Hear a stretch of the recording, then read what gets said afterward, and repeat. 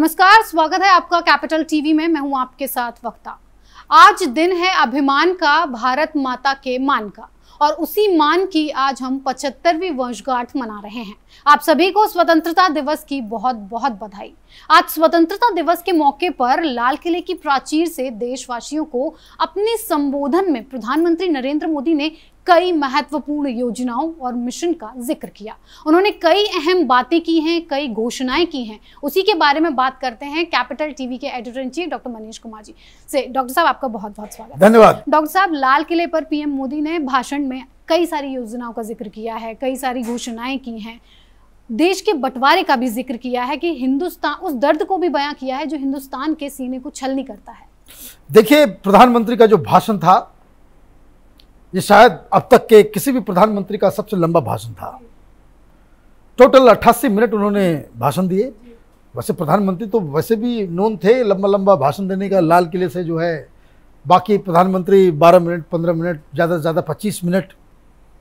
लेकिन प्रधानमंत्री ने एक नया ट्रेडिशन शुरू किया, एक लंबा भाषण, सरकार के सारे काम काज, लेखा जोखा दुनिया के सामने रखने का ये उनको ये रहता है, जहाँ से वो अपनी सरकार की नीतियों के साथ साथ फॉरेन पॉलिसी, फिलॉसफी, क्या नए काम करना चाह रहे हैं, क्या सरकार का विजन है, वो सब कुछ लाल किले के प्राचीर से उसका वो ऐलान करते हैं जनता के सामने। ये बात आप समझिए, इसके लिए बहुत कॉन्फिडेंस चाहिए। एक व्यक्ति जो जनता के आशीर्वाद से, इस नाम से कि मैं प्रधानमंत्री बनूंगा, और लोग उसे प्रधानमंत्री बनाते हैं, तो लाल किले संसद के अंदर क्या होता है नहीं होता है वो अलग कहानी है। लेकिन लाल किले से प्रधानमंत्री सीधे देश की जनता के साथ अपनी मन की बात करते हैं।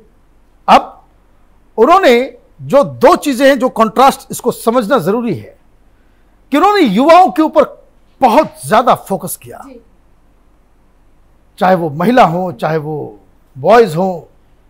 और उन्होंने 100 लाख करोड़, कितने जीरो आएंगे वो आप लिख लीजिएगा, 100 लाख करोड़ का नेशनल मास्टर प्लान के बारे में वो बता रहे हैं कि जो अगले 25 साल के लिए वो सारी उसकी तैयारी होगी, और उससे देश का जो पूरा इंफ्रास्ट्रक्चर, मार्केट, उसमें वो डेवलप किया जाएगा। और उन्होंने बताया कि भाई ये क्यों इसकी जरूरत है, ताकि हिंदुस्तान का हर व्यक्ति, हर नौजवान जिसके अंदर जीवन में कुछ करने की क्षमता है, वो एक एंटरप्रेन्योर बन सकता है, उसके लिए अपॉर्चुनिटी बनेगी। और वो इसको जो इंफ्रास्ट्रक्चर है, उन्होंने बहुत सही बात उन्होंने कही कि हिंदुस्तान में तो अभी जैसे ट्रांसपोर्टेशन का आप ले लीजिए, तो नेविगेशन वाले का रिश्ता रोड वाले से नहीं है, रोड वाले का रिश्ता वो ट्रेन वालों से नहीं है, रोड वालों में भी राज्य का रिश्ता केंद्र से नहीं है। राज्य सरकार का होगा तो मालूम चलेगा कि भाई म्युनिसिपैलिटी के साथ कोई रास्ता नहीं है। टेलीफोन डिपार्टमेंट वो अलग काम करता है। तो हिंदुस्तान में कभी कभी आप देखेंगे जो लोग मेन रोड है वो हमेशा खुदा हुआ रहता है। तो कभी सीवेज वाले खोद के चले जाते हैं, फिर उसके बाद 2 महीने के बाद टेलीफोन वाले खोद के चले जाते हैं, फिर आपने सही कहा, फिर 2-3 महीने के बाद वो गैस पाइपलाइन वाला आ जाएगा। तो ये सारे लोग कुछ ना कुछ करते रहते हैं और कोई कोऑर्डिनेशन नहीं है।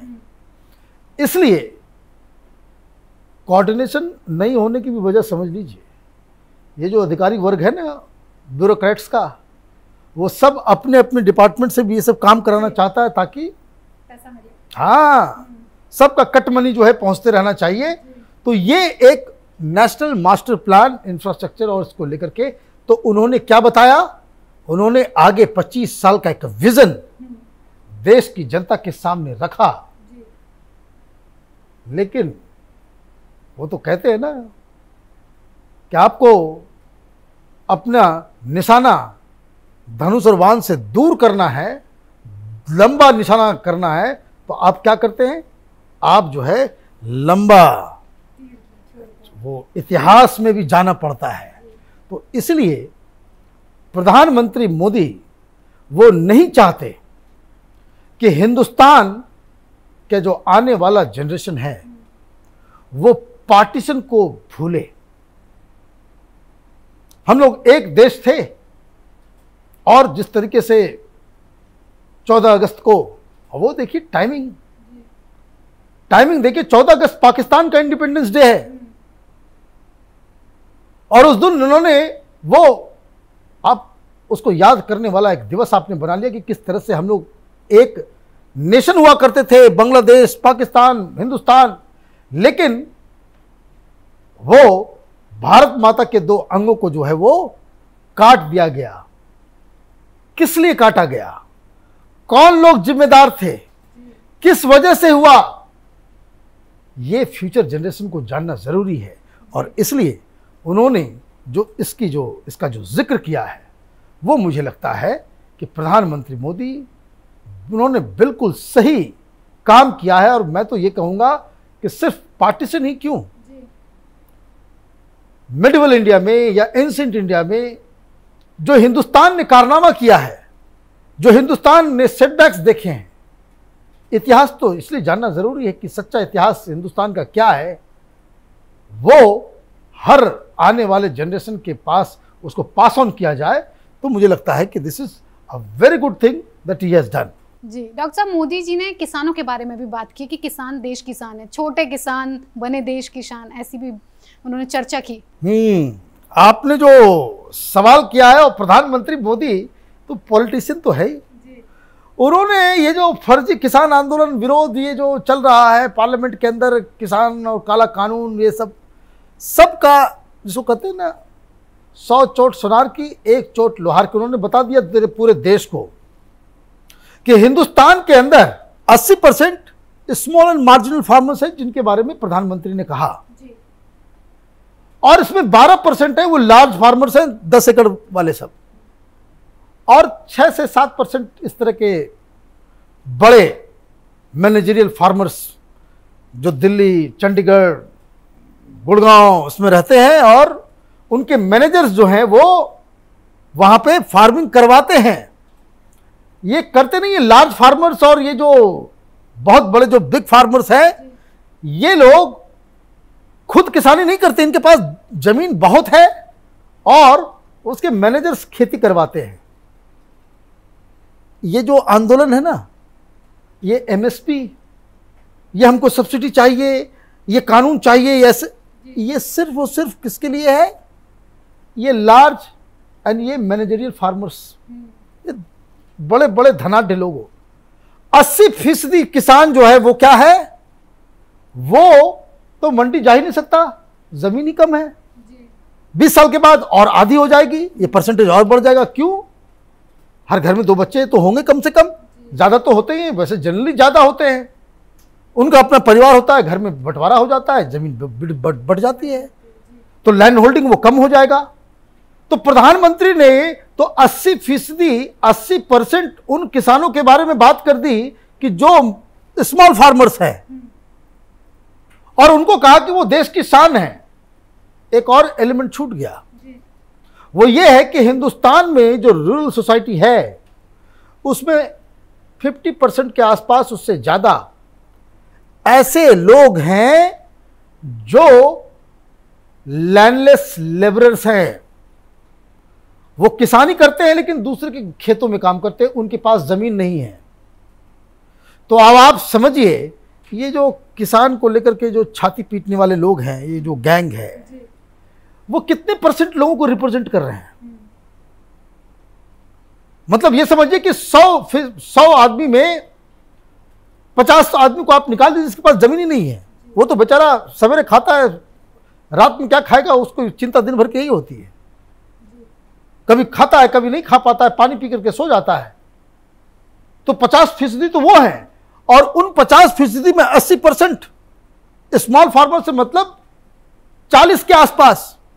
तो ये जो 10% लोग हैं जो किसानी कर रहे हैं, वही है ना, वही तो ये क्रीम आंदोलन, ट्रैक्टर, नए नए ट्रैक्टर्स ऐसे नहीं आ रहे हैं। तो ये उन्होंने एक बाउंड्री खींच दी कि इनके सरकार की जो प्रायोरिटी है, वो प्रायोरिटी ये बड़े अमीर किसान नहीं हैं जो चंडीगढ़, गुड़गांव, दिल्ली, मुंबई में रहते हैं और कभी खेत जाते नहीं है, जिनके बच्चों को ये मालूम नहीं हुआ कि उनका खेत है कहां। वहां मैनेजर्स लगे हुए हैं। तो सरकार ने आज कह दिया कि हमारी ये प्रायोरिटी है ही नहीं। हमारी प्रायोरिटी क्या है? वो स्मॉल फार्मर्स हैं।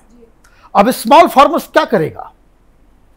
आपके पास कम जमीन है, अकेले तो आप बहुत बड़ा काम नहीं कर सकते। तो प्रधानमंत्री कोऑपरेटिव के ऊपर भी ध्यान दे रहे हैं। नया मंत्रालय बना, अमित शाह, है ना? क्यों? फोकस देखिए, इस प्रधानमंत्री के विजन को देखिए। वो इस प्रकार से प्लान तैयार किया जा रहा है कि कोई इलाका है जहां अनानास बहुत ही अच्छा होता है। कोई कोई इलाके हैं देश में, कहीं का जो है वो आलू बुखारा अच्छा होता है, कहीं के आम अच्छे होते हैं, जिसकी वो चर्चा उन्होंने की। मुजफ्फरपुर का इलाका है, वैशाली का इलाका, वहां लीची एक्सपोर्ट कर रहे हैं हम लोग। एक्सपोर्ट में जा रहा है पूरा। पहले सड़ गल जाया करता था, लेकिन अभी वो बिजनेस, उससे हम जो है पैसे कमा रहे हैं। भारत में जो है डॉलर्स आ रहे हैं। तो आप किस तरीके से आप इस चीज को इतना कॉम्पिटिटिव बना दें कि वो जो स्मॉल फार्मर्स जो हैं उसकी इनकम में भी बहुत ज्यादा बढ़ोतरी हो जाए और वो हिंदुस्तान का वो पॉपुलेशन ना रहे जो सब्सिडी के ऊपर, सरकार के टैक्स पेयर के पैसे के ऊपर जीवित हो। वो टैक्स भरने लायक हो जाए, क्योंकि वो बिजनेस भी करेगा। ये कब होगा? दो चीजें प्रधानमंत्री ने कही। एक कि हर कस्बे में वेयर हाउस क्रिएट करेंगे एग्रीकल्चर प्रोडक्ट्स के लिए, तो मतलब भंडारण का व्यवस्था जो है वो करने जा रहे हैं।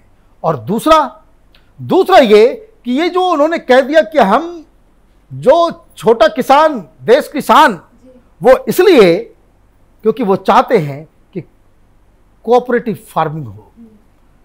वो कैसे होगा? वो ऐसे होगा कि जैसे मान लीजिए मैंने बताया कि कोई इलाका है जहां का अनानास बहुत ही अच्छा है, पाइनएप्पल, तो आप छोटे छोटे किसानों का एक जत्था बनाए और आपने क्या किया, 100 छोटे छोटे मंझले किसानों को एक ही इलाके में, एक ही जगह पे, उनके जमीन के ऊपर अनानास जो है आपने कर दिया। अब ये कब आएगा? जैसे ही आपने ये काम किया तो अनानास से जैम बनाने वाले सबकी इंडस्ट्री भी लगेगी, उसका सारा कुछ होगा, वहां से एक्सपोर्ट भी होगा। तो ये इस तरह का पूरा एक नेटवर्क जो अलग अलग एरिया से संबंधित, जैसे हम लोग, अभी मैं उत्तराखंड गया हुआ था, अदरक नॉर्थ ईस्ट से आता है हिंदुस्तान में।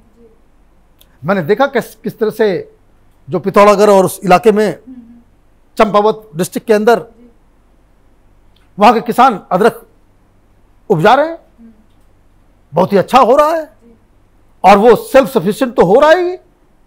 जो लोग माइग्रेट कर रहे थे पहाड़ से, चंपावत ऐसा इलाका है जहां से सबसे ज्यादा हिंदुस्तान में माइग्रेंट लेबरर्स आते हैं, माइग्रेशन का रेट वहां सबसे ज्यादा है। लेकिन आप जब कोऑपरेटिव फार्मिंग करना स्टार्ट करते हैं, मार्केट क्रिएट करते हैं ज्यादा संख्या में, बाजार, इन्वेस्टमेंट आपके पास तब आएगा जब आपके पास क्वालिटी और क्वांटिटी एक साथ आपके प्रोडक्ट का हो। माने भारी संख्या में अच्छा उत्पाद आप पैदा करेंगे। बिजनेसमैन जो है अपनी गाड़ियों से जो आपका उपज जो है आपके खेत से उठा के लेकर के जाएंगे।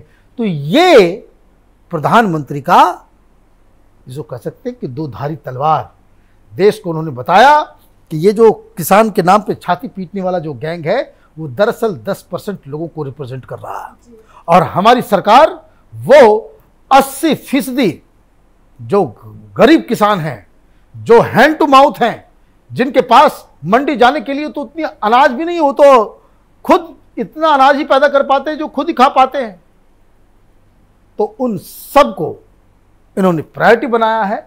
और यही विकास का जो आप ये समझिए कि आज जो प्रधानमंत्री का भाषण था वो अगले 25 साल में हिंदुस्तान कैसे एक वर्ल्ड इकॉनमी बने, कैसे एक सुपर पावर बने, उसका जिसको खाका उन्होंने आज खींचा है। जी डॉक्टर साहब, बिल्कुल सही कहा। मोदी जी ने आज अपने भाषण में रोजगार कैसे बढ़ाया जाए, लोगों को कैसे दिया जाए, पूरी नीति आज बनाई है उन्होंने। बहुत बहुत धन्यवाद इतनी जानकारी। धन्यवाद। यही समय है, सही समय है, भारत का अनमोल समय है। पीएम मोदी ने अपने भाषण के अंत में इस कविता को पढ़ा। साथ ही प्रधानमंत्री ने अपने संबोधन में सबसे पहले देश की आजादी में योगदान देने वाले महापुरुषों को याद किया और उन्हें श्रद्धांजलि अर्पित की। आजादी के अमृत महोत्सव के 75 सप्ताह में 75 वंदे भारत ट्रेनें देश के हर कोने को आपस में जोड़ेंगी। भारत के विकास यात्रा में भी आज वो समय आ गया है जो हमें आजादी के 100 वर्ष तक ले जाएगी। एक बार फिर आप सभी को स्वतंत्रता दिवस की हार्दिक शुभकामनाएं, बहुत बहुत बधाई। जय हिंद, जय भारत।